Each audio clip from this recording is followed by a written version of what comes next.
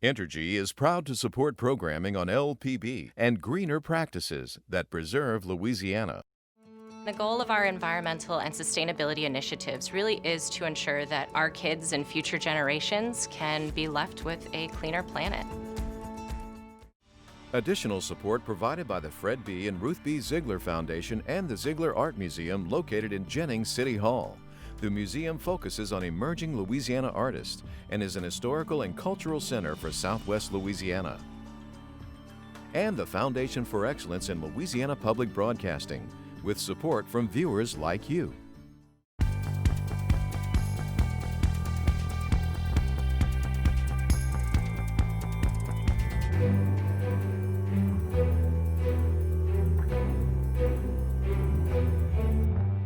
What if we've been doing these elections all wrong? Rethinking how to increase voter turnout. More people are interested in voting earlier. Major changes that could impact the November elections. We're building an airplane as we fly it. Senator Barry Milligan on chairing Homeland Security through crisis. Can't seem to catch a break here. Coping with the second hurricane in less than 6 weeks. Hi, everyone. I'm Natasha Williams. And I'm Andre Morrow. Much more on those top stories in a moment on this week's edition of SWI. But first, let's update the state's coronavirus numbers. The Louisiana Department of Health reporting 863 more coronavirus cases and 20 more deaths this Friday. The number of hospitalizations have decreased by 9. So far, more than 174,000 cases in the state, and more than 550 remain hospitalized, with 5,500 people have died. There is a surge happening in cases for most of the nation, but the Department of Health numbers show we're in Louisiana at a plateau. I am very thankful that we've gone through Labor Day, that we've had K through 12 schools start up, higher ed start up, and 2 hurricanes with all the attendant preparations, immediate response, and recovery operations, and thus far haven't had a third surge in Louisiana. The governor does warn any letdown in wearing masks and socially distancing when necessary will mean trouble. Now we'll look at other headlines making news across the state. The governor toured damage from Cat 2 Hurricane Delta, which made landfall near Creole last Friday night with top winds of 100 miles per hour. That's about 20 miles from Lake Charles. Delta took a similar path to that of Cat 4 Hurricane Laura, which crushed Lake Charles and the southwest region in late August. Delta ripped tarps from already damaged roofs, scattered existing debris, and knocked out power for many. For the most part, power has been restored, so recovery can continue. For a third straight year, Louisiana's ACT composite test scores decreased. The class of 2020 earned an average of 18.7. A 36 is a perfect score. A score of 18 is the level at which students admitted to college are generally not required to retake high school courses. Almost a year after its system president left the job, LSU's governing board has created a search committee to select a new leader. It's unclear if the board will look for someone to work both as system president and chancellor on the main campus, or if they'll want 2 separate leaders. Interim President Tom Galligan now says he is interested in taking the interim label off his title. The coronavirus has forced LSU's football game at Florida Saturday to be postponed until December 12th. A rise in cases on the Gator team prompted the action. COVID issues are big news in the SEC this week. Alabama football coach Nick Saban tested positive for the virus and is coaching in self-isolation from his home. He reports he has no symptoms. The final day of Supreme Court confirmation hearings for Judge Amy Coney Barrett began with a partisan brawl. Senate Republicans plowed past Democratic objections and forced through a motion to schedule a committee vote on her nomination next week. Lawmakers pressed her for answers in 3 days of hearings. From guns and sexual assault on campus to health and abortion rights, Barrett showed herself to be a conservative jurist and legal thinking in her rulings and academic writings. Now a check on the latest happenings from this week's special session of the legislature. Lawmakers Monday rejected a proposal to boost benefits to jobless workers by $100 a week. This as the state takes on federal debt to pay unemployment benefits. They also haven't figured out how they're going to pay back Washington. And Public Affairs Research Council President Robert Travis Scott also called out legislators. Yeah, saying the people of Louisiana should be aware of the mismanagement of your tax dollars spent in this special session. He says it wasn't because of the state's dire circumstances brought on by a pandemic and hurricanes, but instead pet projects and the feeding of egos.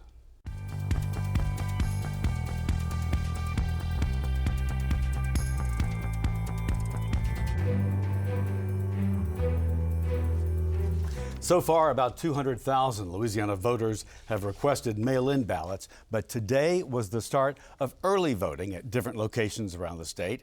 How did that look? Well, take a look at the lines snaking around the State Archives building in Baton Rouge.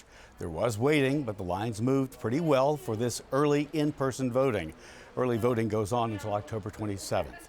Like just about everything else that's different in this oddity year, which is 2020, how and when people are voting is also dramatically different. I talked with politics and polling expert John Couvillon. So what you have going on this year, which is substantially different than what I've ever seen in prior presidential elections, is number one, more people are interested in voting earlier. And number two, the mode of voting has changed. Political strategist John Couvillon of JMC Analytics and Polling is having the time of his life, charting the changes and crunching the numbers of this political season. Mail-in voting was much more of a side thing, as in not as many people did that as voted in person or on election day. But now, whether because either of state governmental mandates, number one, or people taking the initiative, number two, you have an elevated amount of mail-in voting. And given that there were concerns raised in August about the reliability of the postage service, I think that inadvertently President Trump created a Democratic get out the vote effort months before he was supposed to. Couvillon says Trump stirred fear about the Postal Service and its reliability. Check out his August 17th tweet. The U.S. Post Office has been failing for decades. Dems don't have a clue.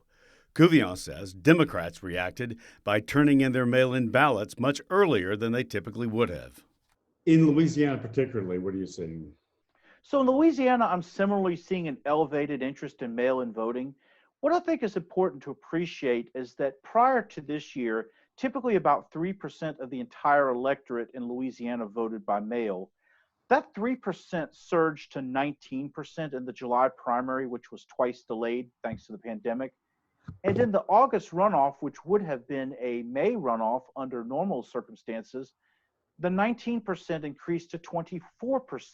And based on what I'm seeing thus far from the Secretary of State, we have already exceeded the number of 2016 mail-in votes by about 10,000. So in other words, in the amount of time it took from beginning to end in the 2016 presidential election cycle, you had about 63,000 mail-in votes.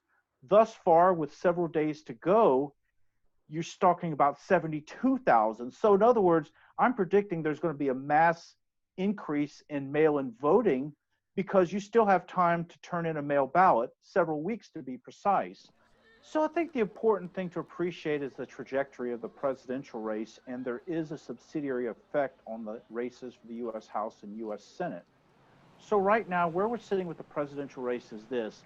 People are voting early, and that vote is heavily Democratic relative to the voter registration in those states.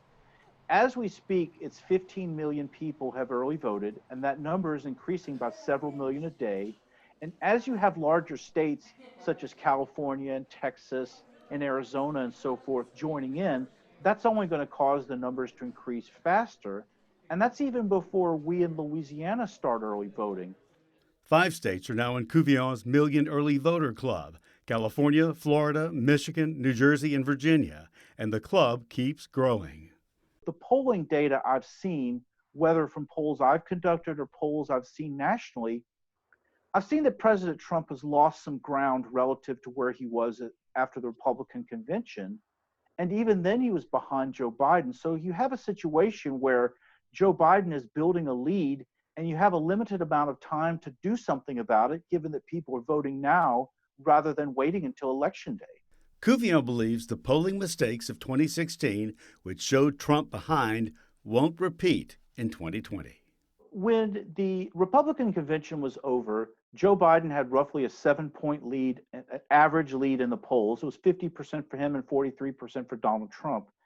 What I'm basically seeing now is Joe Biden has ticked up from 50 to 51% in the aggregate, and President Trump has ratcheted down a little bit from 43 to 41.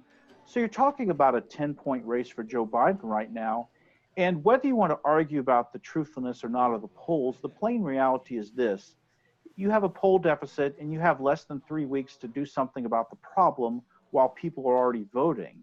That, I think, is the bigger issue, is the fact that there's something that President Trump has to do now to start changing the numbers. Otherwise, you do face the possibility of a 2008 level Democratic landslide. Couvillon says another factor this year is that, unlike 2016, there are no viable third-party candidates pulling any numbers to speak of.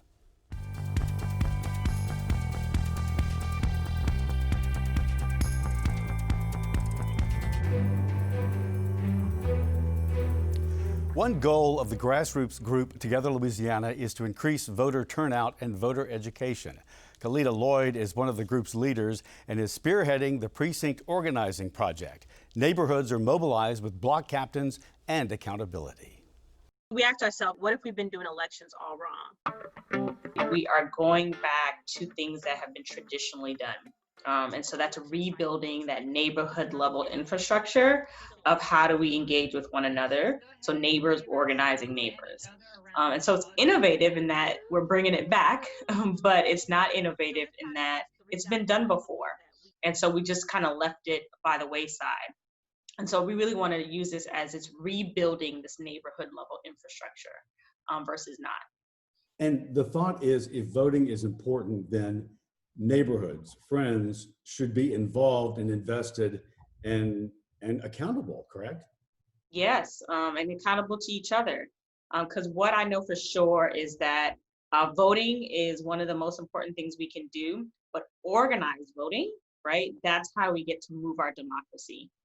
So as we organize amongst neighbors, amongst friends, about people who we can build relationships with, wow, power is building as we speak in that arena. And so voting is just one of those vehicles to continue to build power amongst ourselves and as communities.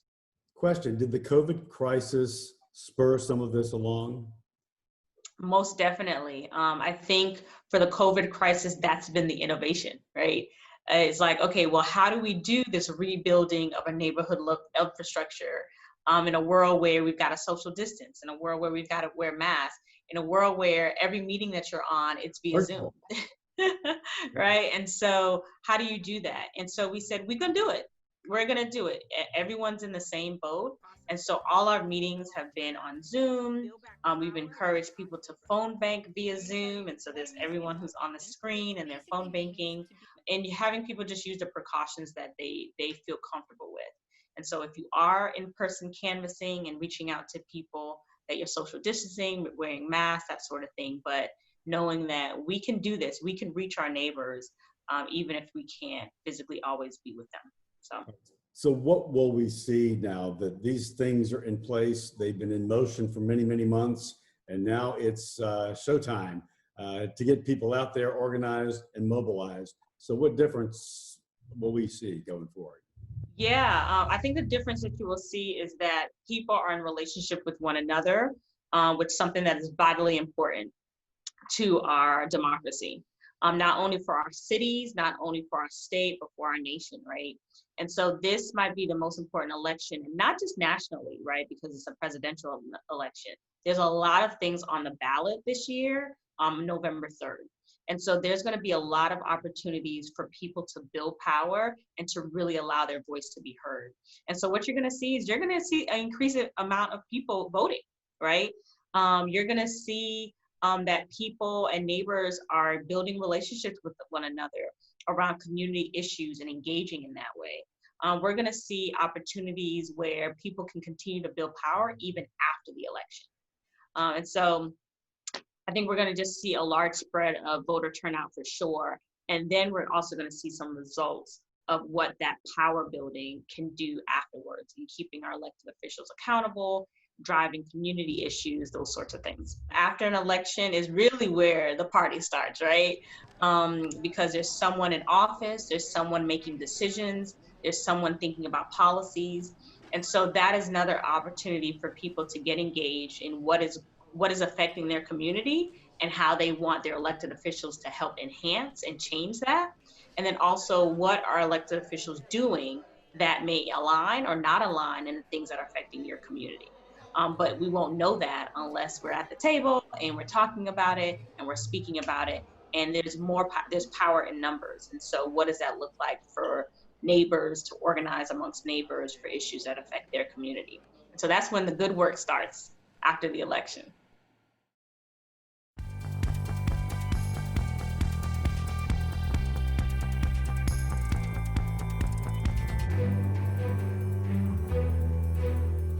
Senator Barry Milligan has had little time to settle into his new job representing the state's 38th district. Shortly after being named chair of the Homeland Security Committee, he was tasked with handling a pandemic and a few months later, 2 devastating hurricanes. Basically, you kind of like just jump right in the middle of a lot of stuff, taking on this chairmanship, a couple of hurricanes, a pandemic.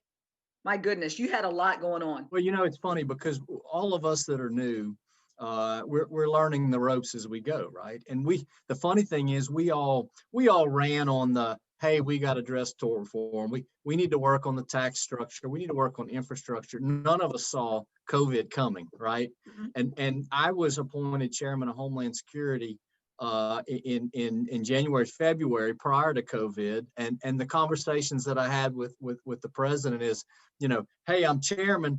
I'm so excited to serve, but I've never been a chairman of committee before. And we laugh every day because he said, they only get involved during hurricanes, occasionally a cyber attack, right? Or a tornado somewhere in the state. But for the most part, it's a quiet committee. Shreveport Republican Barry Milligan, sworn in late January to serve the 38th Senate District, has had very little quiet time. Well, first of all, when you look at COVID, right, this is new. We've never been through this before, not as a state, not as a nation. With a hurricane, there's a playbook that you pull off the shelf and follow. There's best practices, right?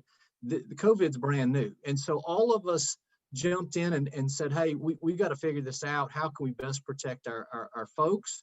How can we protect our state? How can we work with businesses? How can we move forward in this pandemic?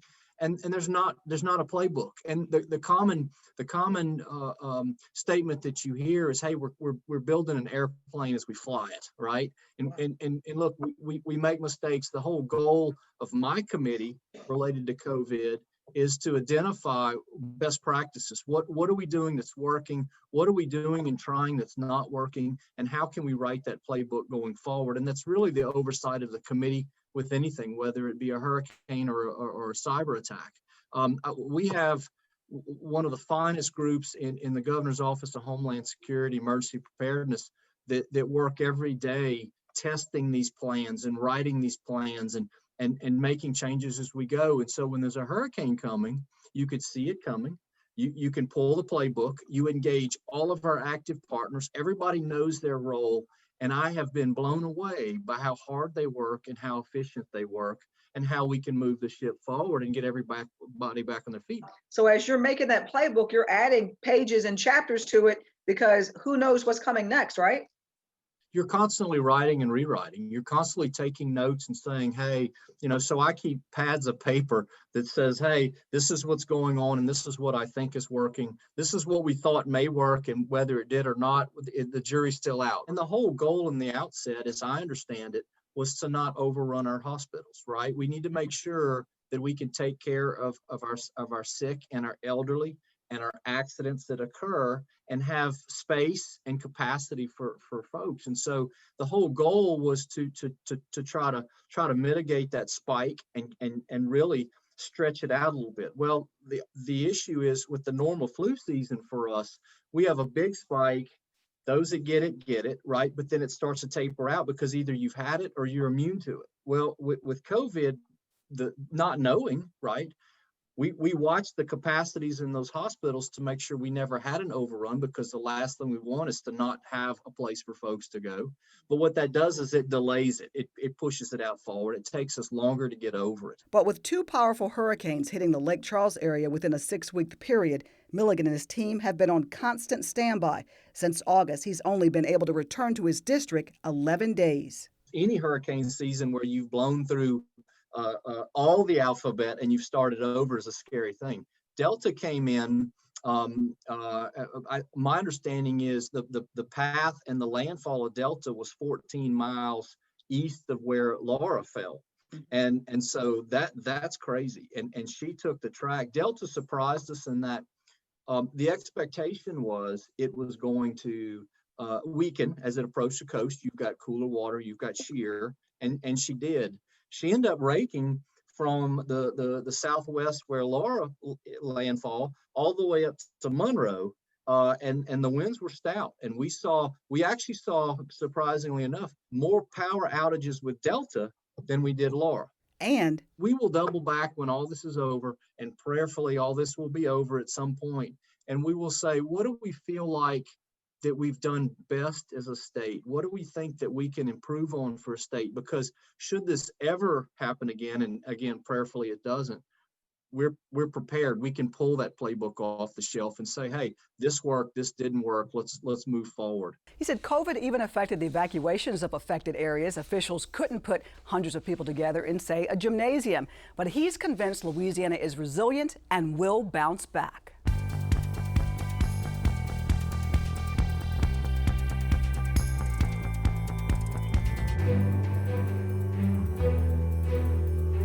Lake Charles residents are picking up the pieces after a second strong hurricane made landfall late last week. Many are still living under large blue tarps after their roofs were blown off by Hurricane Laura just a few weeks earlier. We talked with Sarah Capel, who had to evacuate again and didn't know what to expect when she got back to town. Residents throughout the state all watched in horror as Hurricane Delta, like Hurricane Laura, barreled toward Lake Charles again. My goodness, it looks like it's hit it directly there again. It's going to cause problems there again. Maybe not as bad, but enough to knock out power for people who just got their power back, enough to bring more water where the water just receded.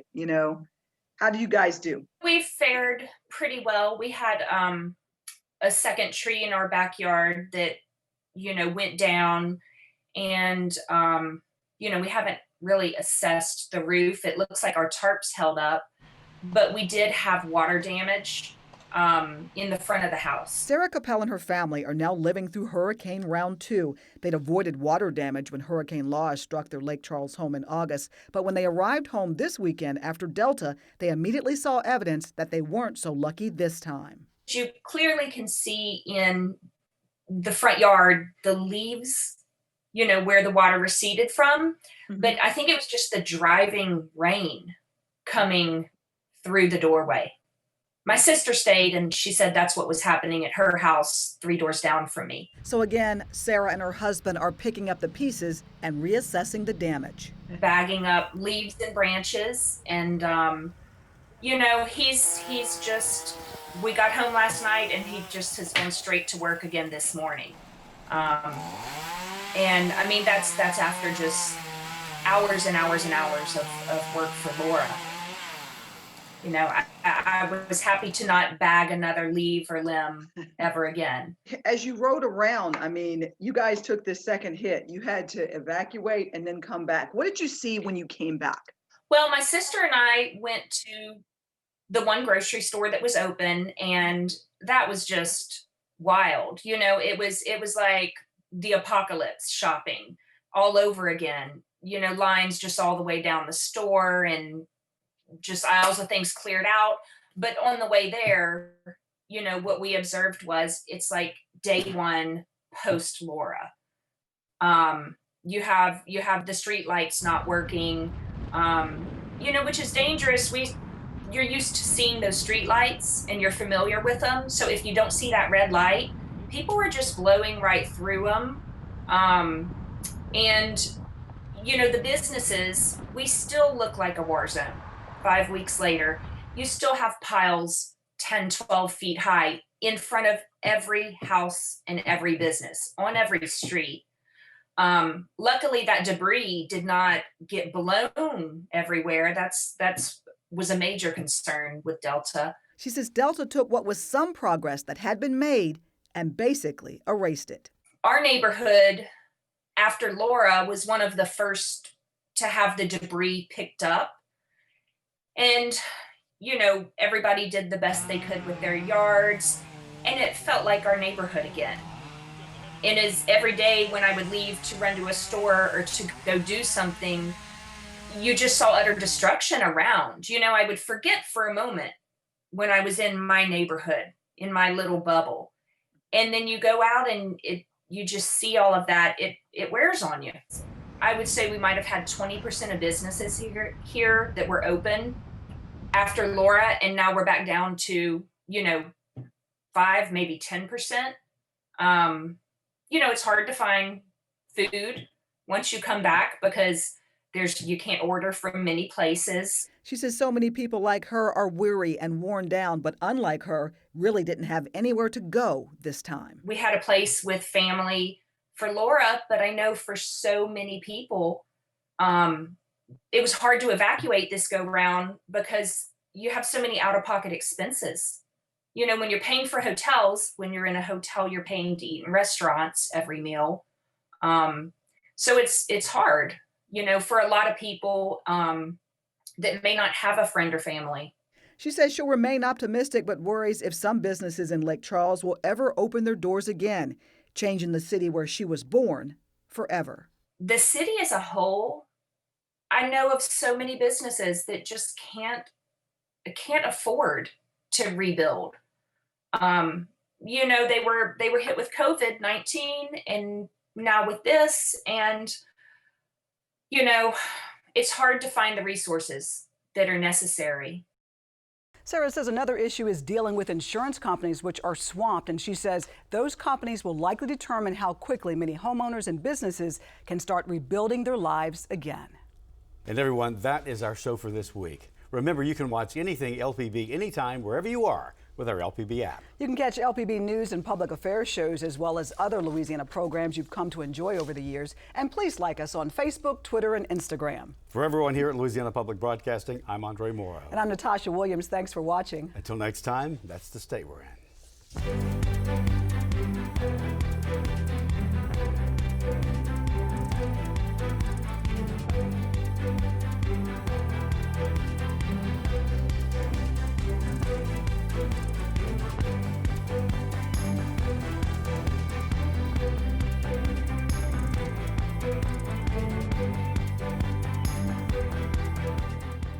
Entergy is proud to support programming on LPB and greener practices that preserve Louisiana. The goal of our environmental and sustainability initiatives really is to ensure that our kids and future generations can be left with a cleaner planet. Additional support provided by the Fred B. and Ruth B. Ziegler Foundation and the Ziegler Art Museum located in Jennings City Hall. The museum focuses on emerging Louisiana artists and is an historical and cultural center for Southwest Louisiana. And the Foundation for Excellence in Louisiana Public Broadcasting, with support from viewers like you.